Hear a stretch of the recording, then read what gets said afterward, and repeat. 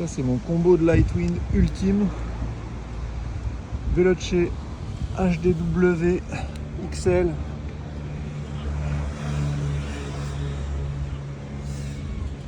Donc ratio de 13-3.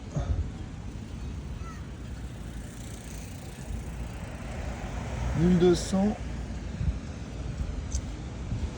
et je le monte ce foil avec un stab fluide mais en taille L, pas en taille XL.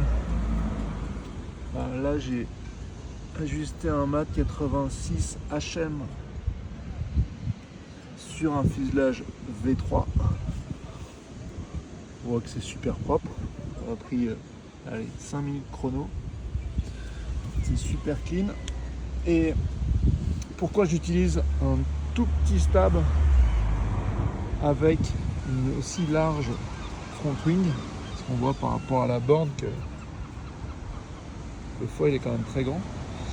J'utilise un petit stab parce que je ne veux pas traîner d'eau et donc je vais très très vite avec cette front wing et un grand stab me ralentirait. Du coup, dans ce vent là, moi ce qui m'intéresse c'est de générer du vent apparent, c'est de souffler mon aile. Et du coup, en soufflant cette aile, je ne suis pas obligé de mettre 7 mètres carrés ou 6 mètres carrés, un truc gigantesque.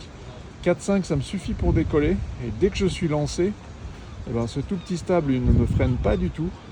Et cette grande aile avant, très élancée, elle ne fait qu'accélérer.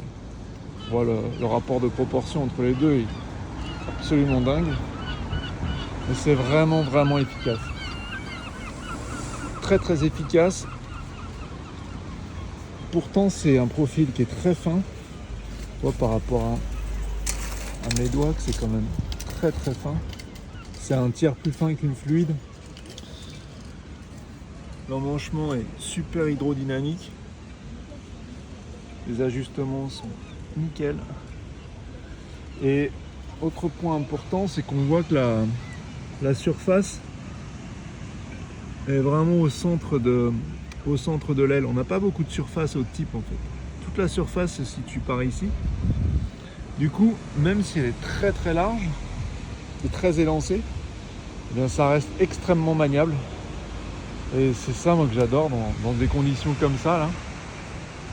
Oui, je sais pas, il y a entre 5 et 8 nœuds. Ça décolle en 3 coups de pumping. La wing, la 4-5. Et j'ai passé 1 heure à surfer les petites vagues, en long, en large, en travers. Je suis tout seul. Ça glisse, que ça en peut plus. Je suis en 6-0. Et donc petit stab, grande front wing mais très élancée.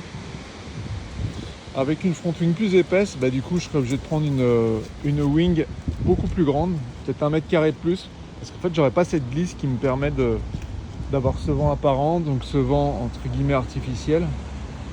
Et n'ayant pas ce vent artificiel, il faut que je m'appuie sur du vent réel, de la puissance, du couple, du pumping, des bras.